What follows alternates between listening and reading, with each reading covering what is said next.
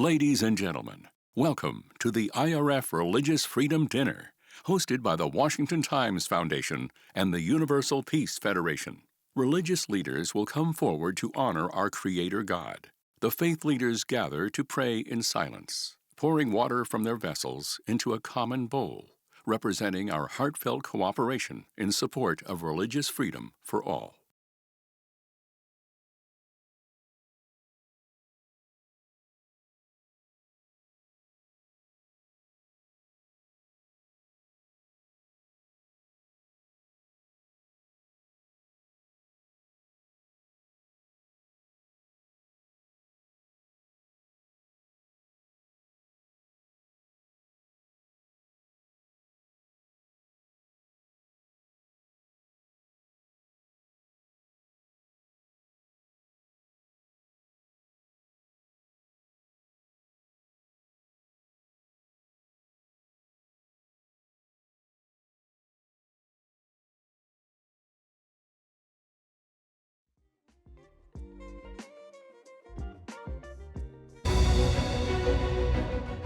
Thank you to our religious leaders.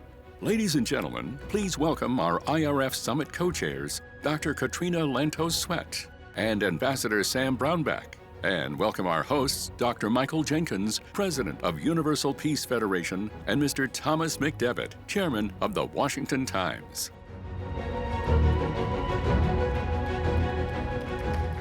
Thank you. Thank you. What a beautiful first day, don't you think? It's been really, I think, overwhelming. To me, the stories and the individuals that I'm hearing, and what has really been encouraging so much is to see the depth of relationship building that's taken place. Now that we've done this for several years, some of you have been back, there are new people that are coming into it, but the relationships deepen and deepen, and that allows us to do more and more on this topic, and it's moving forward so strong. And I'm excited for this dinner this evening, and for the Vice President of the United States to be here tomorrow, which is a big recognition of the importance of this topic. Welcome this evening. Have a great dinner. Thank you. It's such a joy for me to be with all of you tonight. As Ambassador Brownback said, this has been a phenomenal start to the IRF Summit 2025. And this dinner, organized by our friends at the Washington Times Foundation, is always one of the highlights of this special gathering. I think we have to acknowledge that it's a reflection of the stature and importance of this IRF Summit, that just a few days into the new administration, the Vice President of the United States is making time to join us tomorrow. So that is really a very exciting development. Yeah. I also just want to say that this lovely ceremony we just witnessed with all the various faith communities pouring their water together into that shared bowl really has distilled in a beautifully symbolic way what the IRF Summit is all about. Coming together in unity, sharing our faith, and combining forces to defend the rights of all of us. So thank you for having us tonight. Okay. Thank you for being here, and let the celebrations continue. Good evening, everyone. Welcome to Washington, and congratulations to Ambassador Brownback and Dr. Katrina Lantos-Sweat, Dr. Jenkins, and everyone involved with IRF. I think the key word of the time we're in, if it's going to be a golden era, golden age, or even a diamond era, is freedom. And the essence of freedom is religious freedom, but the flip side of that is responsibility and the role of citizens and leaders like yourself. Thank you so much for being here today, and let's radiate the wisdom that we share in this program throughout the world. God bless you, and thank you so much. Welcome, everyone, and we are so excited to be here with the International Religious Freedom Summit again. And I want to thank Dr. Katrina Lantos-Sweat and also Ambassador Sam Brownback, our co-chairman. Let's give them a round of applause. They've been doing this for years now, and this, you can see it's expanding so rapidly. One thing we want to convey is that we are here to help all faith communities. We believe that if we combine together and we unite together with love and heart and concern for our fellow man and woman, we can overcome the challenges of persecution throughout the world. If we all come together as one, we will win together as one, and every faith, every race, every religion and culture will be lifted up and protected, and religious freedom will rise. God bless you. Thank you. Thank you, Tom McDivitt, the Washington Times. Thank you.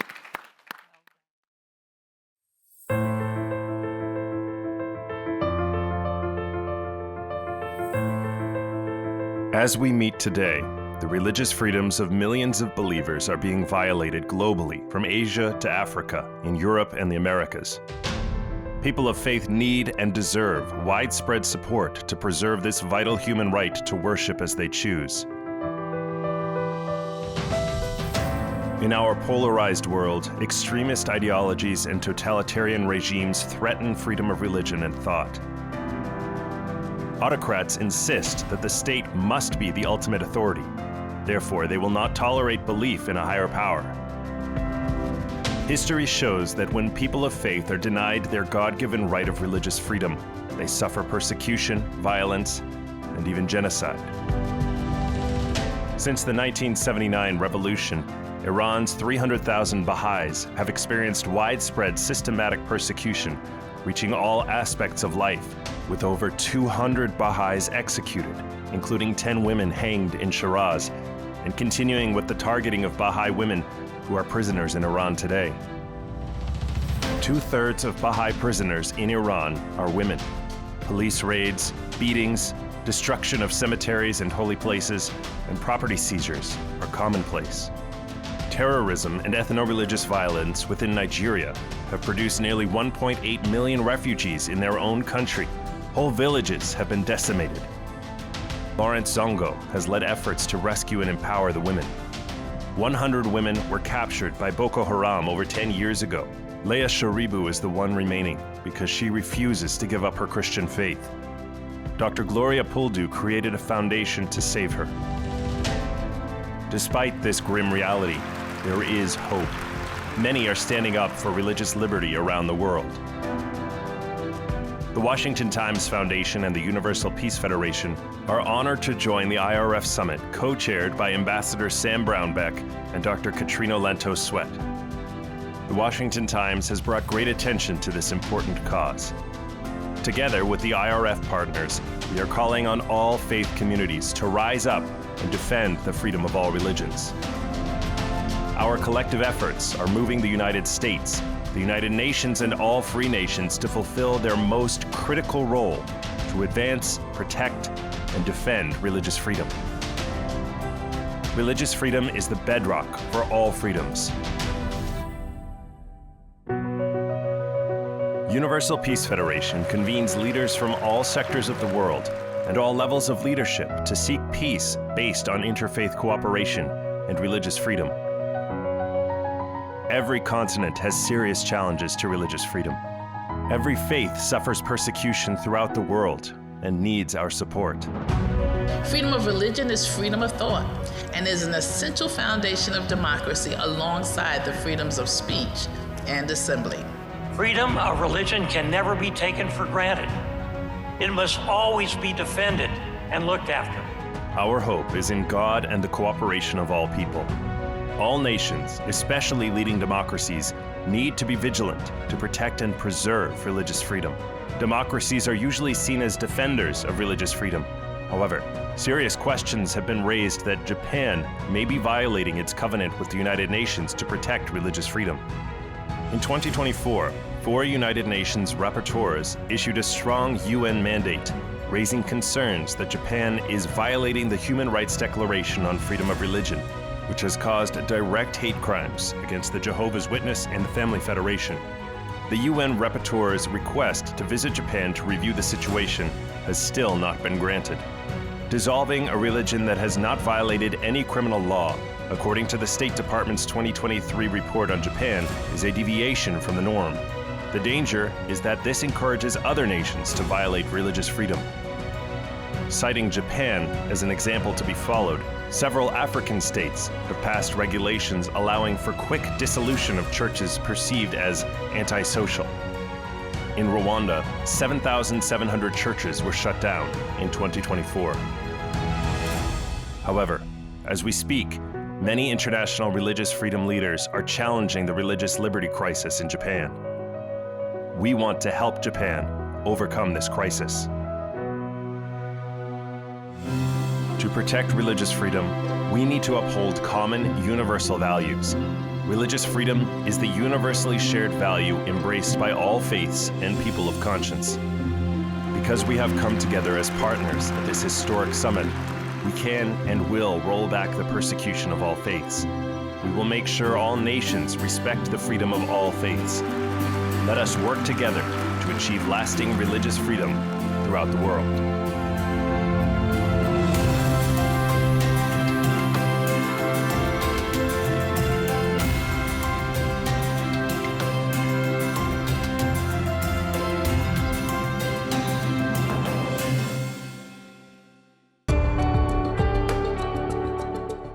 Ladies and gentlemen, please welcome from Paris, human rights attorney Patricia Duval.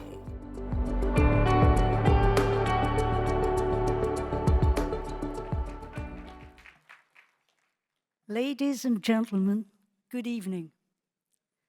When I started defending the Japanese Unification Church some 12 years ago, I was told about the deprogramming of its believers that was recurrently occurring in Japan. Numerous accounts were given of families abducting and confining their kin until they would recant their faith for months, sometimes for years. Some professional deprogrammers would step in during confinement to forcefully persuade the believers that the Unification Church beliefs were contrary to the Bible. This practice, which reminds us of heresy trials and persecutions, was done with a tacit approval and refusal to intervene from the authorities, be it police or justice. Around 4,300 believers were subjected to deprogramming over 40 years in Japan. After being requested by the United Nations Human Rights Committee in 2014 to put an end to this practice, Japan pursued its fight against the church in a reinvented form. The fruits of deprogramming are now being harvested by state authorities through the accumulation of tort cases initiated by deprogrammed members against the church to reach the final goal of its dissolution. Who made all that happen? The Network of Lawyers Against Spiritual Sales, an association of far-left and atheistic obedience lawyers with the stated purpose of eliminating the Unification Church due to its early stance against communism. Those lawyers, who were sometimes advising families to resort to deprogramming in the first place, incited the members who finally recanted their faith and their families to sue the church for damages.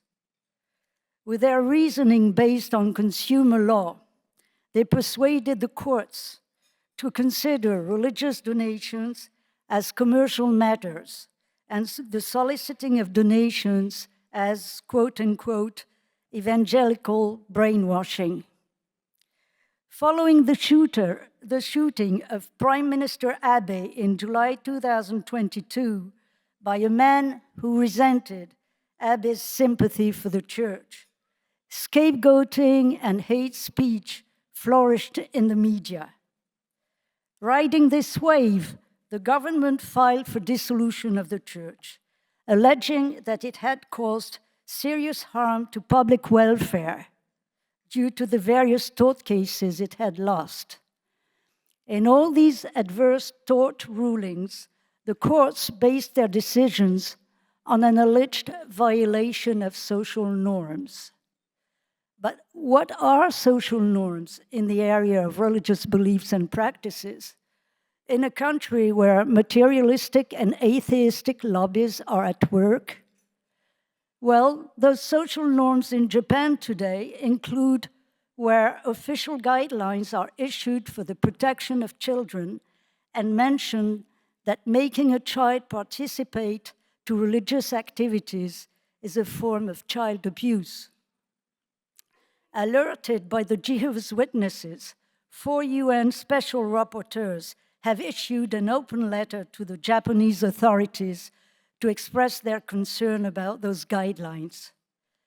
Now, based on biased tort cases, the Japanese authorities fight for dissolution of the church, accusing it of having seriously harmed public welfare. But the UN Human Rights Committee has consistently urged Japan to stop using public welfare as a justification to limit freedom of religion or belief. Now, the government went further to enact a new law to criminalize so-called unjust solicitation of donations, which sanctions the vague and arbitrary concept of infringement of free will. This law has been announced as being especially designed for the Unification Church, but it could undoubtedly be applied against other targeted denominations in the future. Now, this situation needs urgent attention. Japan is a beautiful and liberal country, but it needs to be reminded of its commitments to respect freedom of religion or belief. Thank you for your attention.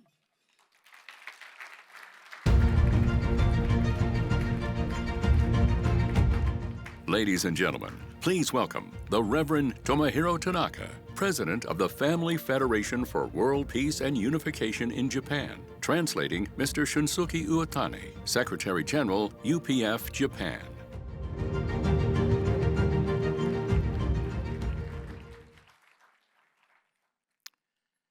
はじめに、ワシントン近郊で1月29日に起きた航空機事故の犠牲者に対して深い哀悼の意を表します。IRF サミット2025で日本の世界平和統一家庭連合を代表しお話しできることを光栄に思います。しかし本日、私は民主主義国家である日本で起こっている魔女狩り的宗教弾圧について話さなければならないことを大変に残念に思います。ご存知のように、私たち家庭連合は安倍晋三元首相殺害事件後、メディアとそして政府から激しい攻撃を受けてきました。そして歪んだ報道に屈した岸田前首相は家庭連合との関係断絶を宣言し、解散命令請求を裁判所に出したのでございます。2022年の安倍首相暗殺事件以降、家庭連合の会員たちは大きな苦しみの中におります。私は日本政府は越えてはならない一線を越えたと思っております。事実、家庭連合は解散理由になる刑事件を一件も起こしたことがありません。それで岸田前首相は解散命令の理由に民法による不法行為を持ち込みました。この判断は一夜にして彼によって決定されました。さらに裁判所での解散命令請求審理は閉会審理であり、密室で行われます。国民には公開されません。我々は公開裁判を受ける権利すらないのです。それでこのままでは全ての宗教団体が解散の危機にさらされるという宗教人の声が上がり始めました。事実、現在日本の信教の自由は風前の灯火なのであります。実際、家庭連合会員への拉致監禁、強制改宗の被害者は4300人以上を数えます。ご参席の皆様、日本の民主主義とその基礎である信教の自由は1945年の第二次大戦の敗戦後、アメリカによってもたらされました。その信教の自由が危機に瀕しているのです。80年後の今年、もう一度アメリカから信教の自由を学び、この危機を克服しなければならないと思っています。皆様のご理解とご支援を得て、日本の信教の自由と民主主義の危機を克服していく決意です。ご清聴ありがとうございました。Thank you so much.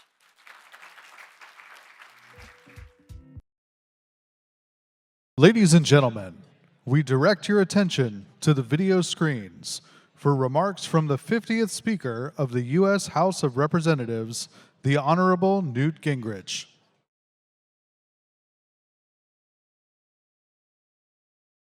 First of all, I want to extend my greetings to Ambassador Sam Brownback and Dr. Katrina Lantos Swett, who are the co-chairs of the International Religious Freedom Summit. This is a very important time to have this summit, because the fact is that the assassination of former Prime Minister Abe by somebody who was clearly mentally ill and who was not a member of the church led to a deliberate effort, I think largely driven by the Communist Party in an effort to destroy the political party which had been such a strong bulwark of American and freedom relations. The Liberal Democratic Party had done so much to help Japan. But now, beaten down, attacked, battered, I warned back in November 2022 in the Washington Times that it's clear that the attack on the Family Federation is actually an attack on the Liberal Democratic Party. That's exactly what happened, and it was an effort, frankly, by the communists to create an environment where there could be a closer relationship with China and a more distant relationship with the United States. The government now is in a mess, and the election results were very damaging. So what's happened is that the government has been trying to destroy the Unification Church. It's gone so far beyond the Japanese Constitution. It's found no crimes. It has no basis for what it's doing. And in fact, the U.S. State Department, in its 2023 report in the Biden administration, noted that Japan had deviated from the norm when it decided to dissolve the Family Federation without any proof of any activity that was criminal that had been broken by the church. They just stepped in for political reasons. Now, you don't have to believe America.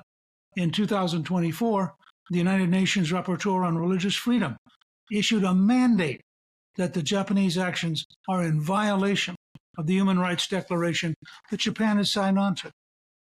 Your host today, IRF co-chair Dr. Katrina Lantos Swett, and Susan Johnson Cook, former State Department Ambassador for Religious Freedom in 2023, wrote, in a move that is much more reminiscent of current practices in China and Russia, Japan's government is now threatening to dissolve a legally constituted religious group for seemingly political purposes. Now, let me be clear. The Biden administration has already condemned this activity. The United Nations has already condemned this activity. And now, with President Trump, we have somebody who is deeply, passionately committed to religious liberty. This is going to have grave consequence for the United States' relationship with Japan and our view of what's happening with Japanese politics. It's very important that Japan remain pro-freedom. It's very important that Japan follow its own constitution. It's very important that Japan remain with America and not allow itself to be gradually overwhelmed by Communist China. This is an important meeting, and I'm honored to have been given a chance to chat with you.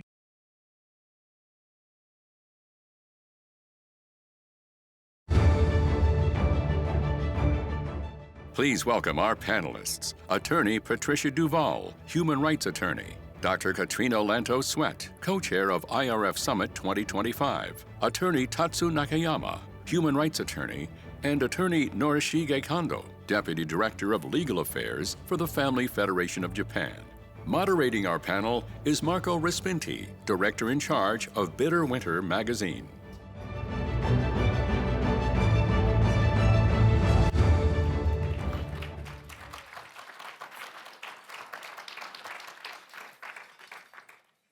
Good evening, everyone. Welcome to this special occasion. We are here focusing on an unprecedented and quite serious fact. The government of a vibrant democracy, Japan, is trying at all costs to dissolve a religious group which has committed no crime. We will now discuss the situation in a spectacular panel, which is my privilege to conduct, made of great speakers. They are Dr. Katrina Lantos Swett, co-chair of the IRF Summit, Attorney Patricia Duval from France, Attorney Tatsu Nakayama from Japan, and Mr. Norichige Kondo, Deputy Director of Legal Affairs of the Family Federation of Japan. I go directly to Dr. Katrina Lantos Sweat. In 2022, in Real Clear Politics magazine, you wrote, quote, Japan, which has been a beacon of democracy and human rights protection for several decades, has been flirting with the idea of trampling on religious freedom, and a move that is much more reminiscent of practices in Russia and China. Japan's government is now threatening to dissolve a legally constituted religious group for seemingly political reason. This is indeed a very strong and important statement. You also added, quote, dissolving a religious organization that has not been found guilty of any crime would taint the image of Japan as a country committed to democratic principles. Will you elaborate on that comment and share your thoughts? Absolutely. Well, it's deeply disturbing what Japan is contemplating doing. And if they go forward with this, it will be an enormous stain on Japan's claim to being a liberal constitutional democracy. You know, if they were attempting to do that in this country, they would be laughed out of court. It would be so clearly and uncontestably unconstitutional. And really, if we look at the protections for fundamental religious freedom that Japan has supposedly signed on to, supposedly enshrined in its law, it really should be seen as unlawful in the Japanese context as well.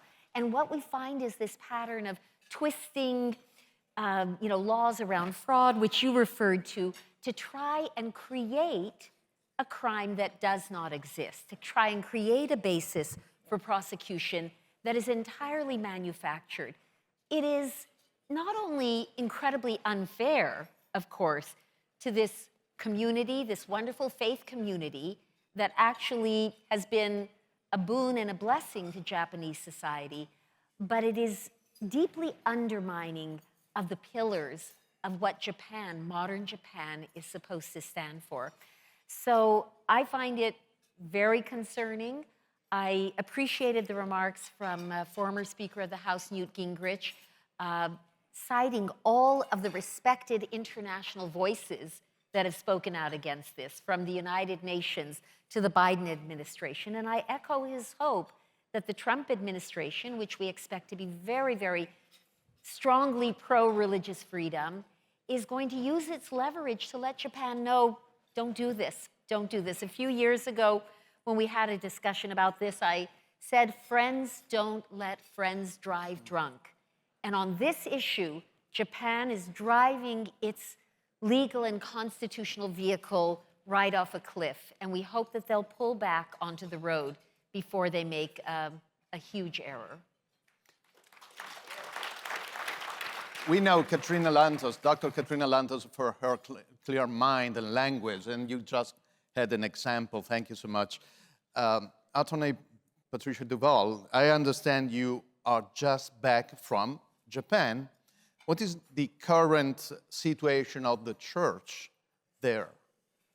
The situation of the church, well, I'm going to give you an example of meeting I had in Japan, because I found it very revealing of the situation there.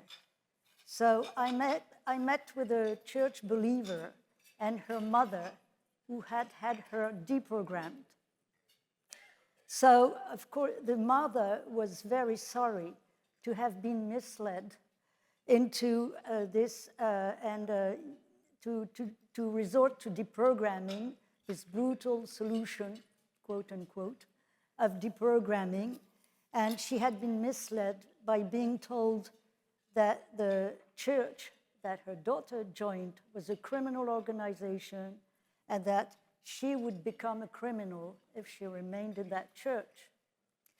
So the whole family gathered and they gave an appointment to the believer to discuss family matters. to discuss the issue of her faith. And what happened was that when she arrived, she was forced into a van with the hands and ankles tied up and taken to a flat where she was locked up and confined for several months with a professional deprogrammer coming in and trying to persuade her that her beliefs were not in conformity with the Bible. So her deprogrammer, his name was Miyamura, was a communist, and he was using Protestant church premises to lecture the parents into deprogramming their children. Now, of course, the talk with the mother and the daughter was very emotional, you can imagine. But it was made possible by the Association of Church Members who are dedicated to restore family relations after deprogramming. So you see, the church believes in family so much that they incite their members, they recommend to their members to try to restore family love even after deprogramming. And this is exactly the opposite of the accusations in the media that the church would destroy families. Actually, it's repairing families from the action of the persons who are trying to have family breakups through the deprogramming. So this is one point. And what I want to say also is that from most of the deprogrammed members, after they accepted to recant their faith, they were brought to lawyers who incited them to sue the church. And this is how they built all the tort cases against the church. And this is the basis on which the government is now requesting dissolution. So it's a very, to answer your question, it's a very critical situation at this point because the dissolution case is in court before the district court in Tokyo, and it's about to decide whether to dissolve the church or not.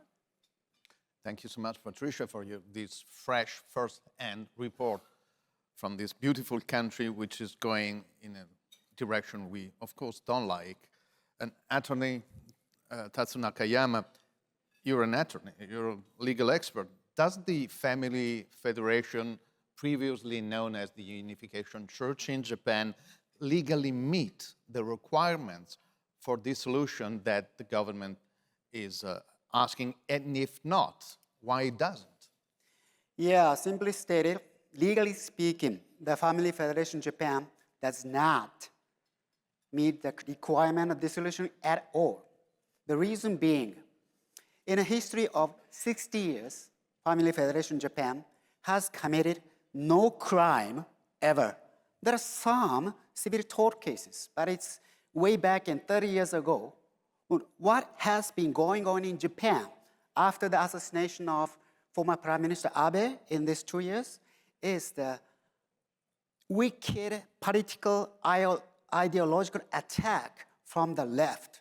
I'll show you how severe, how obnoxious the attack is. You can see this brochure on a table. This skinny guy, Mr. Toru Goto, who is a victim of the deprogramming. Deprogram meaning the kidnap and confine in a separate room. And this gentleman has been confined for 12 years. This is an attack from the left. Thank you. Yeah, again, thank you so much for your clear words and exposing the political nature, what is going on there, which is very, very sad. Our first panelist, Mr. Norishige Kondo, you're also a legal expert. And we just heard and we know that the Japanese government has filed this request for dissolution. From the perspective of the rule of law, how should this be judged? Yes, I believe that the government should be neutral.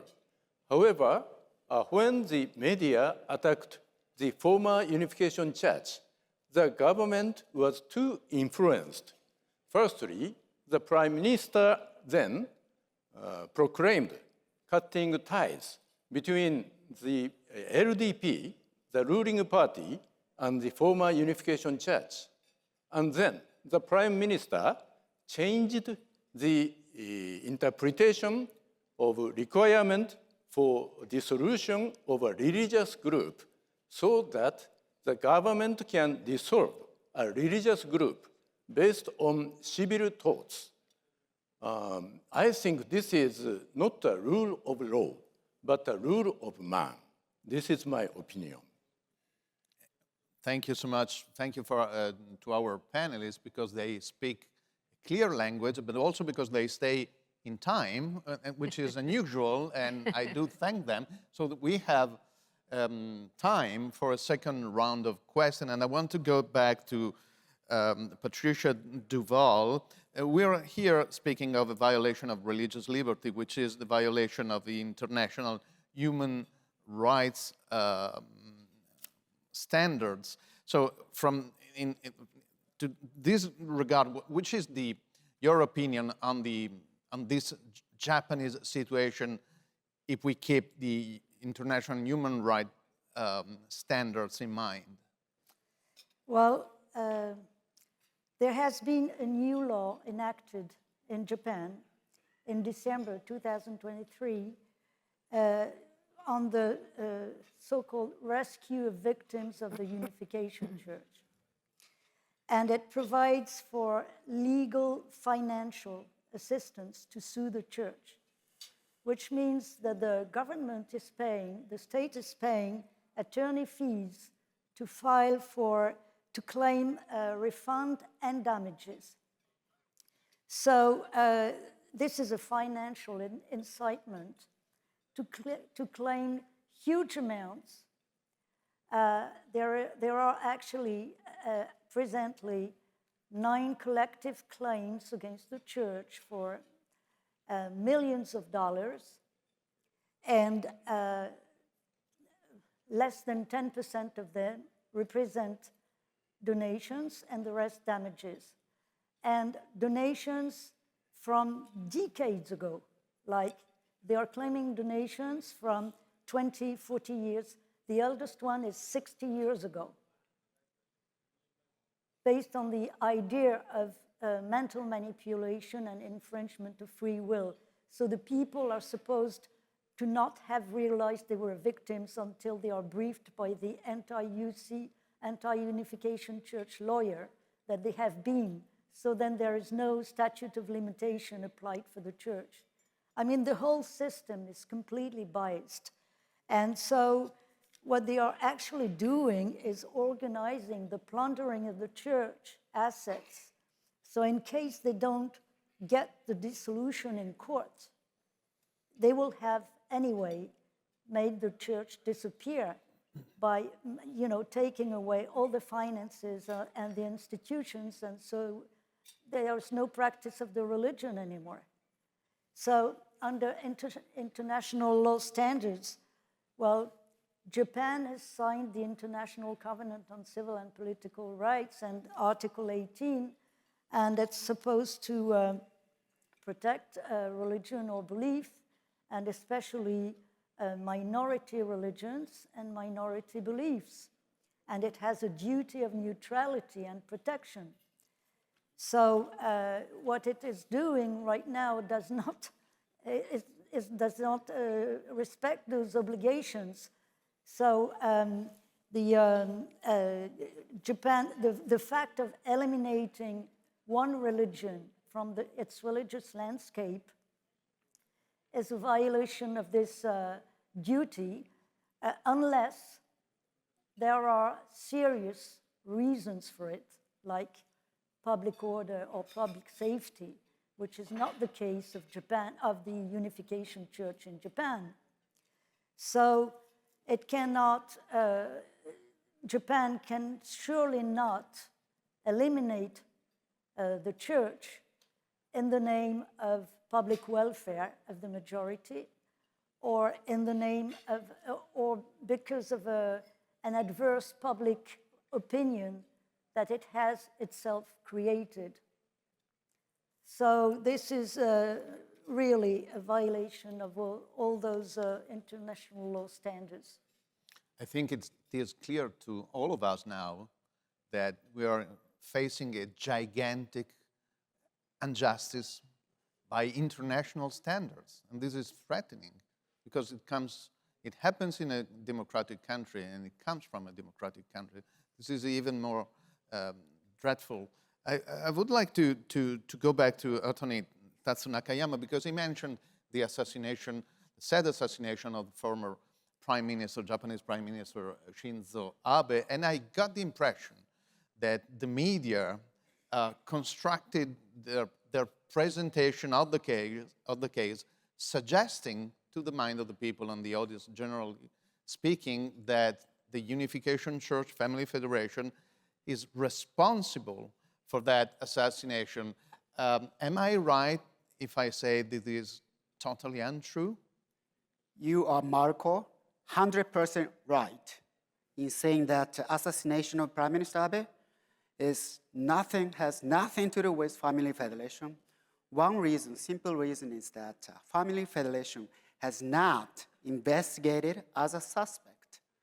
So totally, legally speaking, Family Federation is not to blame. But let me touch on this. How come situations like this in Japan, Family Federation is now in danger of dissolution, elimination? As a religious corporation, it's gone forever. Can you imagine? In Japan, democratic country, no crime in 60 years, but now is on the verge of dissolution. I tell you why. It's a scapegoat. In line with the political fight, or the ideological fight to the Family Federation, which was close to LDP, ruling party, Abe. Now, left-wing parties took the advantage of the assassination and using Family Federation as a scapegoat and attacking them. Very severe. Thank you. I continue with my impression, if you forgive me. Going to Mr. Kondo again. I work as a journalist. By the way, I'm not a spy. Investigating as a journalist this situation, I got the impression that someone maybe fabricated some evidence, maybe even the government. Is this the case? Absolutely. Actually, nationwide major newspaper Sankei reported about this event. The government submitted written testimonies by so-called victims. However, some of them began to say that the content is not true. So finally, we realized that the government fabricated the content of the written testimony. I think it is outrageous that the government tried to dissolve a religious group based on fabricated evidence. I have probably my last question for Dr. Katrina Lantos, so I give her the floor also to kind of wrap up and conclude. You have, being the co-chair of the IRF Summit, have an experience quite large on different groups and religions who are attacked, different countries, so on and so forth. We heard that the United Nations rapporteurs on human rights and religious freedom issued a mandate to Japan expressing concern that the country is violating the religious freedom, and it's very important, of the Jehovah's Witnesses and the Family Federation. Again, this is very important, central. Yet this mandate seems not to have affected the government in Japan. I would really like to hear your comment on that, and you have, the final scene.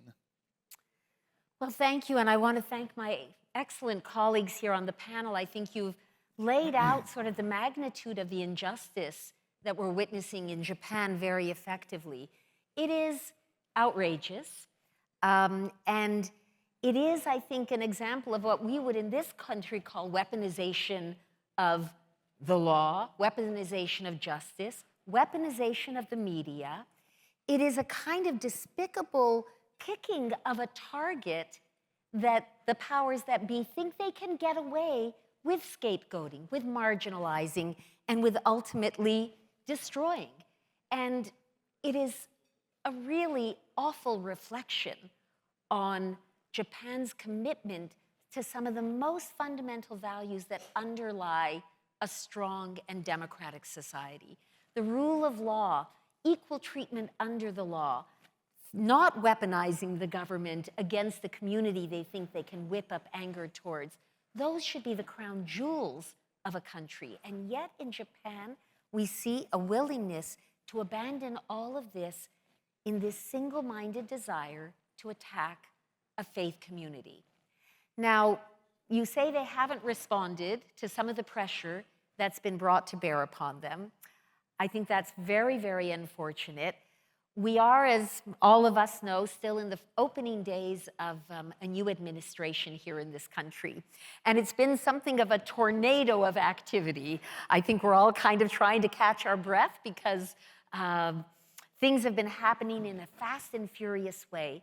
But one of the things I think that the new Trump administration is demonstrating is what it looks like when the United States uses its leverage in a maximum way to try and achieve a policy goal.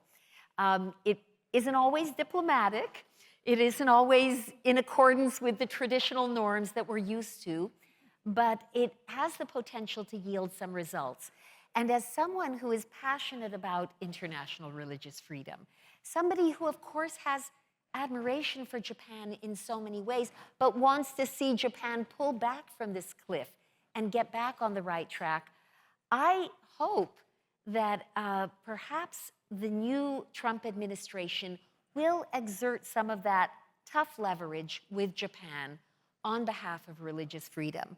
We'll say very simply, if this was happening in our country, and Japan's legal system, constitutional system, embrace of democratic norms and international human rights is not that different from what we have here in this country, again, they would be laughed out of court. Some of these practices seem more like suborning perjury or a bill of attainder. For our members of the audience who don't know what that is, you can't, under the US Constitution, draft a law that is specifically targeted to entrap and attack and accuse and imprison and convict one individual or one group. That's not lawful. That's not the way a democracy functions. And so Japan is straying into some very dangerous territory, and ultimately most dangerous for Japan itself.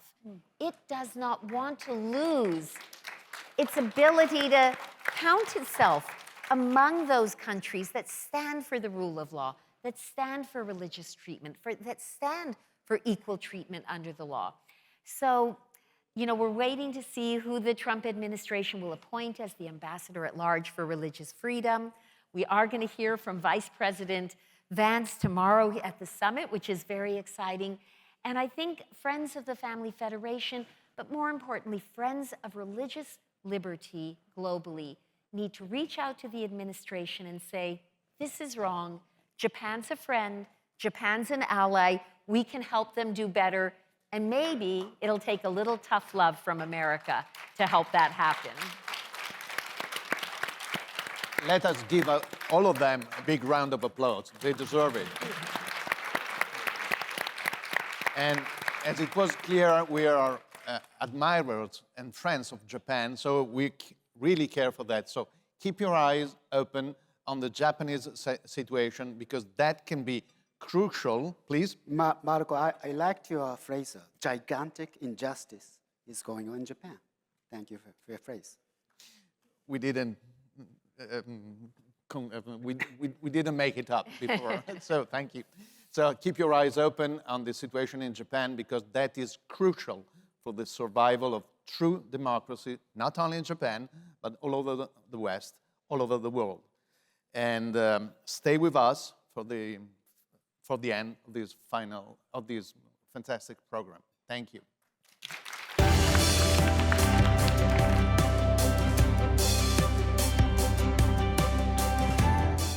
Ladies and gentlemen, please welcome our co-chairs, Dr. Katrina Lantos Sweat, Ambassador Sam Brownback, along with Dr. Michael Jenkins and Congressman Dan Burton for final remarks and conclusion.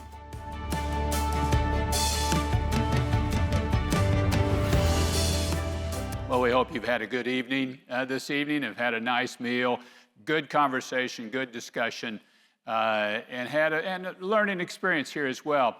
One of the things that I think is really important for us to do and to be about is really this sort of discussion and this building that you have around the tables. So we often don't give enough time to that, but I hope you do take advantage of that even as we finish up this evening here. It's been a wonderful first day. We'll have a really big day and closing tomorrow. There are passionate stories that you're going to hear all through the evening. You've heard them this evening. You hear about these dramatic situations, even in democracies, what's taking place in Japan, which to me is a very troubling thing. We're having enough trouble in the authoritarian parts of the world without having problems in democracies, but you do, and we do. And we're seeing this. We're seeing this in Japan. We see it in India. We're seeing it in other places. And there we've got to push back as well. And we've got to push back strongly on these areas, because if you lose it in these democratic countries, you're going to have even greater problems in other places. And so this is one in Japan in particular that I hope we can really turn around, and I think it would be critical for us to do it, and these not to get ahead of steam in democracies and then see more of them follow that way. So thank you for a wonderful first day. We've got a little signing ceremony here to finish up with this evening. Then visit for a little while, get some rest, because we're going to have a big, strong, hard day finishing tomorrow. It's going to be a good one. Thank you.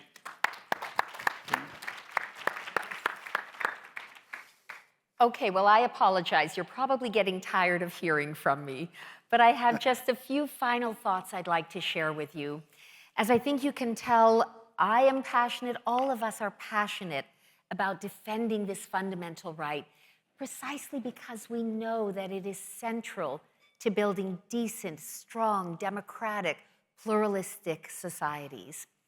You know, I like sometimes to use the analogy when talking about religious freedom of a very impressive and very complicated mathematical problem, equation, filling out multiple blackboards. I think I like using this analogy because I myself am not a mathematician, and I'm pretty happy if I can just do a simple 2 + 2. But I admire those who can do these huge equations with all sorts of signs that I don't even know what they stand for. But even though I'm not a mathematician, and I could never solve one of those enormous equations, I know enough to understand that if you make a mistake early in that equation, it does not matter how long and how hard you work on the rest of that problem, you will not get the right answer until you go back and fix the problem early on in the equation. Well, defending, protecting, robustly protecting freedom of religion, conscience, and belief is like getting that big equation right at the beginning. If you do, the rest of what you build will be strong and will stand the test of time. But if you get that early, crucial part of the equation wrong, nothing else you do later on will help you come to the right answer. So we really are talking about a wellspring, foundational right that is precious to each one of us, the right to live our lives in accordance with the dictates of our conscience and to live in societies that protect that right for us. We want Japan to be that kind of a country. We want every place to be that kind of a country. And as Ambassador Brownback said, it's particularly important when we see erosion and backsliding in democracies that we push back against that, because they set the standard for the rest of the world, and they have to live up to that standard. So thank you for being here tonight. Thank you to the Family Federation and to all those who have made this such a wonderful evening, and I know you're in for another great day tomorrow. Thank you so much. Thank you. Thank you, Dr. Katrina, and also Ambassador Sam, and this great conference and movement. Congressman Dan Burton is an American treasure. He's one of the strongest leaders I've ever known. And the Washington Post said when he decided not to run again that a lot of Washington is relieved because he made them tremble as the chairman of the Government Oversight Committee. Congressman Dan Burton will give us the opportunity to take action. Congressman Dan.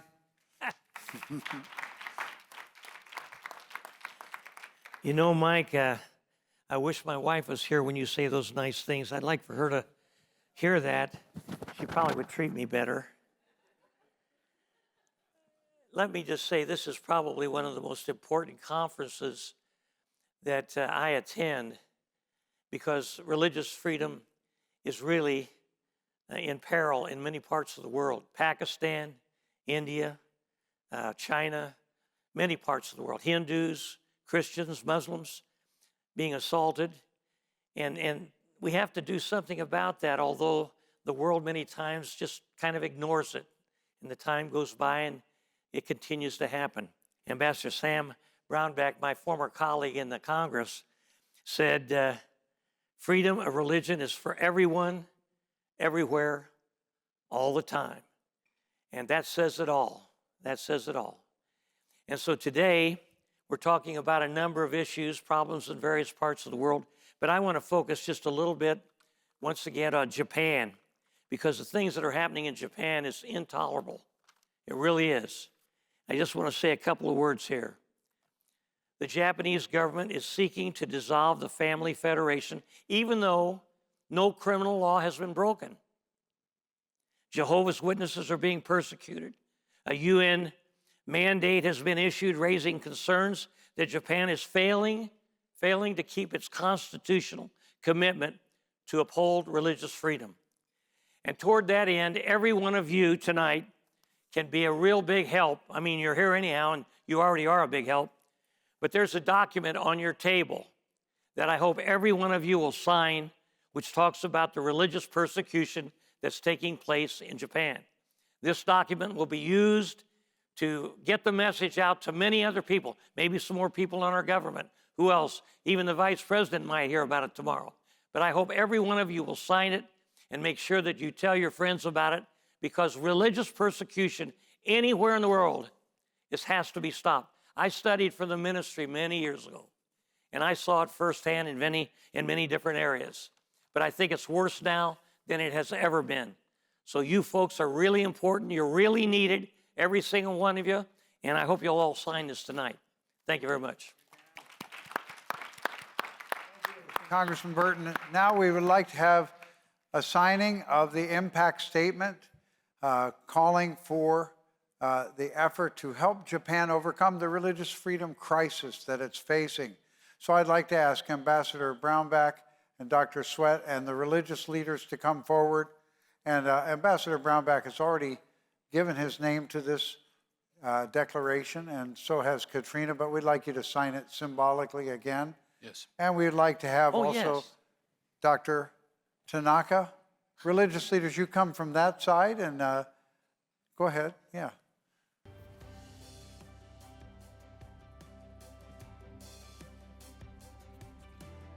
Oh.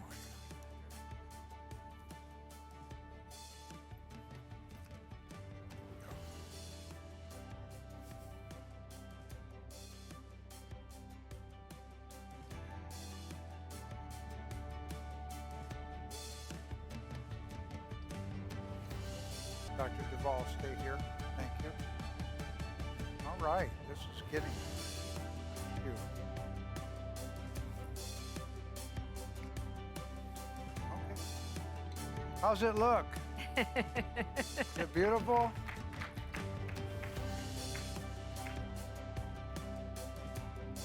All right, let's thank God for all his mercy and his love, and that we want to come together with all faiths. That's why we have our religious leaders here from all faiths. We want to join together as a family, and we want to work together with God's blessing to really bring religious freedom to everyone. We want to fight for you, whatever your troubles are or challenges are. I want to thank Dr. Moon, who founded the Washington Times Foundation and the Universal Peace Federation. And we want to thank also, again, Ambassador Sam Brownback and Dr. Katrina Lantos Sweat. They are not only working at the time of the summit, but it's every week of the year. They're advancing the cause of religious freedom for all people. I'd like to have a rousing round of applause for all that are here today. All of you, all of our partners. Without the partners, we can't go forward. Thank you to all the partner organizations. Thank you, IRF Summit.